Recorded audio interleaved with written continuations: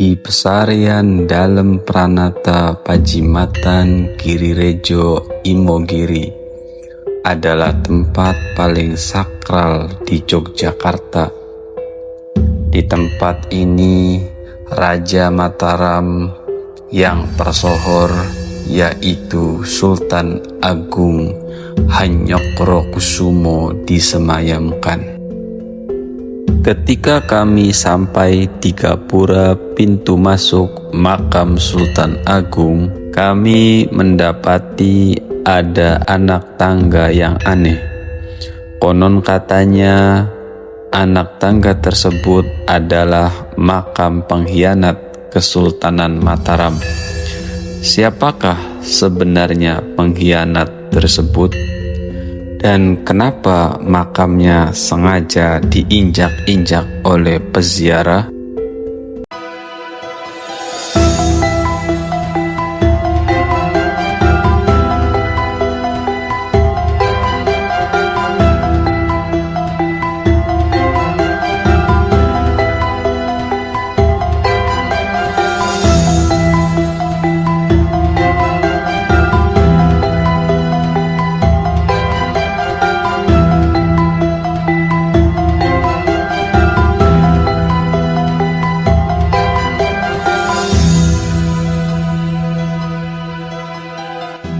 Assalamualaikum warahmatullahi wabarakatuh.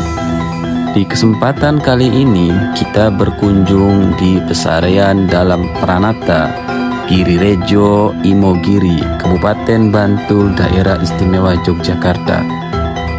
Di sini dimakamkan raja-raja dari Kesultanan Mataram Islam, dari mulai Sultan Agung Hanyokrokusumo sampai raja-raja dari Keraton Yogyakarta dan Surakarta. Lokasi tersebut selalu ramai dikunjungi dari berbagai daerah di Nusantara, bahkan dunia. Ketika kita menaiki anak tangga yang begitu panjang menuju makam Sultan Agung, kita akan dikejutkan dengan anak tangga yang aneh dan bentuknya bergelombang. Setelah kami tanyakan, ternyata itu adalah sebuah makam yang wajib diinjak oleh peziarah karena itu adalah makam pengkhianat Kesultanan Mataram era Sultan Agung. Seperti apa kisahnya? Inilah beberapa sejarah yang bisa kami himpun dari berbagai sumber.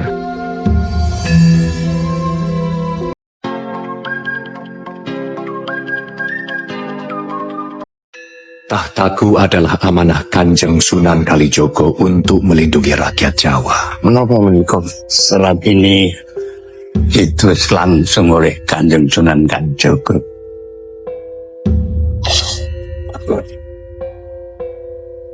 Dalam serat itu dikatakan bahwa bumi Nusantara akan terpecah menjadi kerajaan kecil. Semua akan berebut kekuasaan saja. Dan bersamaan itu datanglah golongan yang paling rendah dari Meleja. Golongan apa? Wih, golongan para tuca, ya, yang hidupnya cuma serakah, merampas hak orang lain, menjarah dan merampok. Para tuca mau bekerja sama dengan para kesatria dan brahmana. Para adipati itu takluk, tunduk di bawah ketiak mereka. Coba. Tapi kelak akan lahir seorang pemimpin yang berhati brahmana, yang bisa mempersatukan Nusantara, mempersatukan raja-raja untuk membebaskan cengkeraman di para tukai. Orang itu akan mengawali kejayaan Mataram, ya. Dia bukan seorang adipati biasa, tapi orang itu adalah Susuhunan Agung. Sultan Agung Hanyokrokusumo dilahirkan di Kota Gede, Kesultanan Mataram pada tahun 1593. Beliau merupakan Sultan ketiga Kesultanan Mataram yang memerintah tahun 1613 sampai 1645. Di bawah kepemimpinannya, Mataram berkembang menjadi kerajaan terbesar di Jawa dan Nusantara. Pada saat itu, atas jasa-jasanya sebagai pejuang dan budayawan, Sultan Agung telah ditetapkan menjadi pahlawan nasional Indonesia berdasarkan keputusan Presiden Republik Indonesia nomor 106/1975 pada tanggal 3 November 1975. Nama asli beliau ialah Raden Mas Jatmiko, atau terkenal pula dengan sebutan Raden Mas Rangsang, yang merupakan putra dari pasangan Panembahan Manyokrowati dan Ratu Mas Hadi atau Dia Banowati. Ayahnya adalah Raja kedua Mataram, sedangkan ibunya ialah Putri Pangeran Benowo, Raja Kesultanan Pajang kedua, atau putra dari Sultan Hadiwijaya atau masyhur dengan nama Joko Tingkir. Raden Mas Rangsang naik tahta pada tahun 1613 Masehi dalam usia 20 tahun, menggantikan adiknya yang beda ibu, yakni Adipati Martapura, yang hanya menjadi Sultan Mataram selama 1 hari karena adiknya ini menderita tunagrahita atau semacam kelainan mental. Adipati Martapura ini diangkat hanya sebagai pemenuhan janji ayahnya. Ibu kota Mataram saat itu masih di Kota Gede. Kemudian pada tahun 1614 Masehi mulai dibangun istana baru di desa Karta, sekitar 5 km di sebelah barat daya Kota Gede, yang mulai ditempati pada tahun 1618. Sultan Agung memiliki 2 orang permaisuri utama yang merupakan tradisi Kesultanan Mataram. Kedua permaisuri ini disebut Ratu Kulon dan Ratu Wetan. Ratu Kulon merupakan putri dari Sultan Cirebon, sedangkan Ratu Wetan merupakan putri Adipati Batang, sekaligus cucu dari Ki Juru Martani. Ratu Mas Kulon melahirkan Pangeran Alit, dan Ratu Wetan melahirkan Raden Mas Sayidin, yang kelak menggantikan Sultan Agung dengan gelar Amangkurat I. Pada awal pemerintahannya, Raden Mas Rangsang bergelar Panembahan Hanyokrokusumo. Kemudian setelah menaklukkan Madura pada tahun 1624 Masehi, beliau mengganti gelarnya menjadi Susuhunan Agung. Baru setelah tahun 1640 Masehi, beliau menggunakan gelar Sultan Agung Senopati ing Alogo Abdurrahman. Dalam masa Sultan Agung, seluruh pulau Jawa tunduk dalam kekuasaan Kesultanan Mataram, kecuali Batavia yang masih diduduki VOC Belanda. Wilayah luar Jawa yang dapat ditundukkan ialah Palembang di Sumatera tahun 1636 dan Sukadana di Kalimantan tahun 1622. Setelah mendapat gelar dari Mekah pada tahun 1640, kesehatan Sultan Agung menurun hingga jatuh sakit pada tahun 1642. Sejak saat itu, Sultan Agung merasa bahwa waktunya meninggal dunia sudah dekat. Sebelum meninggal dunia pada tahun 1645, Sultan Agung memerintahkan untuk membangun sebuah tempat pemakaman baru Pemakaman tersebut berada di puncak bukit di Imogiri, sekitar 5 km sebelah selatan Istana Mataram. Di Pajimatan Imogiri ini juga menyimpan kisah Tumenggung Endranata. Tumenggung Endranata yang disebut sebagai pengkhianat kerajaan Mataram Islam diketahui juga dimakamkan di Pajimatan tersebut, namun dengan cara yang tidak biasa. Tidak seperti keluarga raja lainnya yang dimakamkan secara terhormat.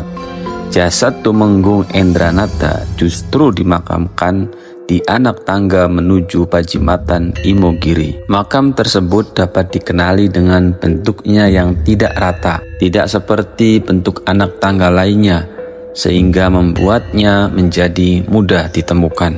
Lalu siapakah sebenarnya Tumenggung Endranata? Tumenggung Endranata yang memiliki nama asli Ngabehi Mertajaya adalah putra dari Tumenggung Wiraguna. Sebelum dikenal sebagai pengkhianat kerajaan Mataram Islam, ia adalah seorang punggawa yang pernah membantu Sultan Agung dalam menaklukkan Demak dan wilayah sekitarnya. Namun, pengkhianatan Tumenggung Endranata kepada Sultan Agung membuat sang punggawa akhirnya dijatuhi hukuman mati. Menurut cerita lisan Serat Kanda, Tumenggung Endranata dimutilasi menjadi 3 bagian oleh Sultan Agung.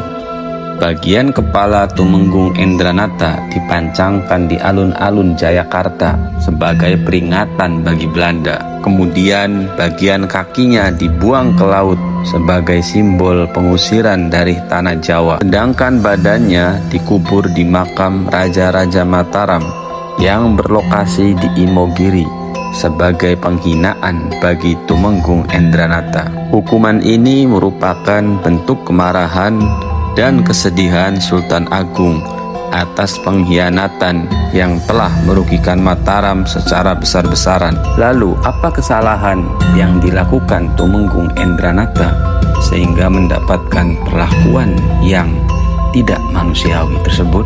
Berbagai sumber sejarah menyebutkan setidaknya ada 2 kesalahan besar yang membuat Tumenggung Endranata dijatuhi hukuman tersebut. Pertama adalah melakukan provokasi yang menyebabkan perang saudara antara Sultan Agung dengan Adipati Pragola II atau penguasa Pati.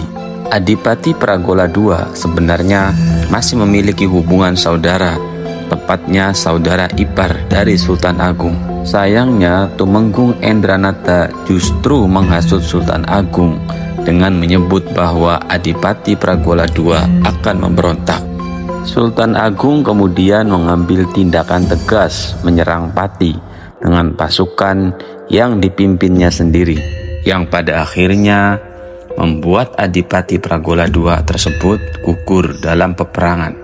Perang saudara ini tidak hanya memakan biaya yang sangat besar, namun juga menelan banyak korban jiwa. Sebanyak 150.000 orang Pati tewas dibunuh tentara kerajaan Mataram. Sedangkan dari pihak Mataram, korban jiwa jauh lebih besar lagi, mencapai 200.000 orang. Perang saudara ini tentu saja merugikan kedua belah pihak dan melemahkan kekuatan Mataram dalam menghadapi musuh-musuhnya yang lain. Tumenggung Endranata juga diketahui telah membocorkan rencana serangan Sultan Agung kepada pihak Belanda ketika hendak menyerang Batavia. Seperti diketahui, Sultan Agung 2 kali menyerang Batavia, yaitu pada tahun 1628 dan 1629. Usai kalah dalam pertempuran tahun 1628 karena buruknya perbekalan, maka Sultan Agung membuat strategi khusus berupa membuat lumbung-lumbung beras di sekitaran Karawang dan Cirebon. Namun, VOC ternyata mengetahui rencana Mataram Islam tersebut untuk kemudian segera menghancurkan lumbung-lumbung beras tersebut dengan cara dibakar. Rencana yang sudah disusun dengan sangat matang oleh Sultan Agung itu terungkap karena Tumenggung Endranata yang memilih untuk membocorkan rahasia kepada VOC. Akibatnya, penyerangan tersebut gagal total dan pasukan Mataram yang mengalami kekalahan telak, banyak yang tewas atau tertawan oleh Belanda. Setelah aksi pengkhianatan itu diketahui, Tumenggung Endranata langsung ditangkap dan dijatuhi hukuman mati oleh Sultan Agung. Itulah sekelumit kisah Sultan Agung, Raja Besar Kesultanan Mataram yang sekarang berubah menjadi Kesultanan Yogyakarta dan Surakarta. Sekarang mari kita lanjutkan perjalanan. Pemakaman atau Pajimatan Imogiri ini dibangun pertama kali oleh Sultan Agung dengan arsiteknya Kiai Tumenggung Cokrokusumo. Saat ini kita sedang berada di pelataran Masjid Pajimatan yang diperuntukkan abdi dalam untuk beribadah.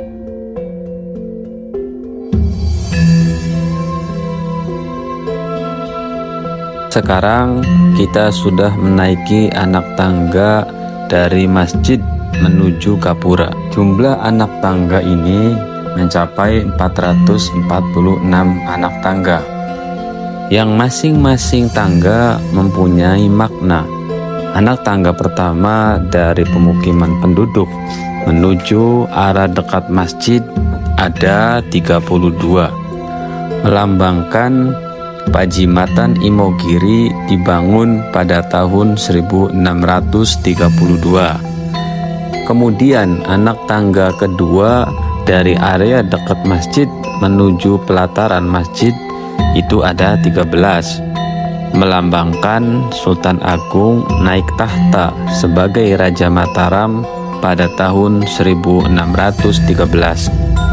Yang ketiga, ini dari pelataran masjid menuju anak tangga terpanjang yang sedang kita lewati, ini ada 46, melambangkan wafatnya Sultan Agung pada tahun 1646.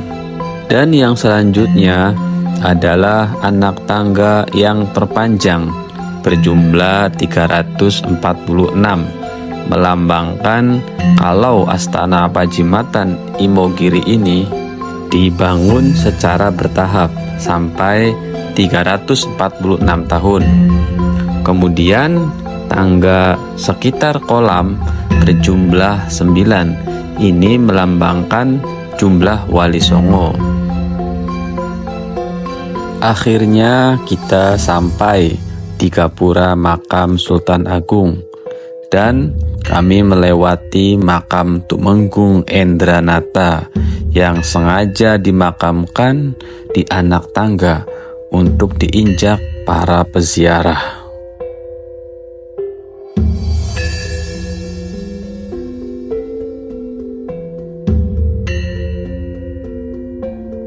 Makam Imogiri ini dibuka setiap Senin sampai Jumat. Waktunya dari jam 10 pagi sampai jam 1 siang. Kecuali hari Jumat itu buka dari jam 1:30 sampai jam 4 sore. Kecuali pada bulan Ramadan, makam Imogiri ini ditutup untuk umum. Untuk bisa masuk berziarah ke makam Sultan Agung, para peziarah diwajibkan untuk memakai pakaian adat Jawa secara lengkap, dari belangkon, baju, sampai sarungnya. Itu semua disediakan oleh abdi dalam. Kita cukup membayar sekitar 10-15 ribu saja per orangnya.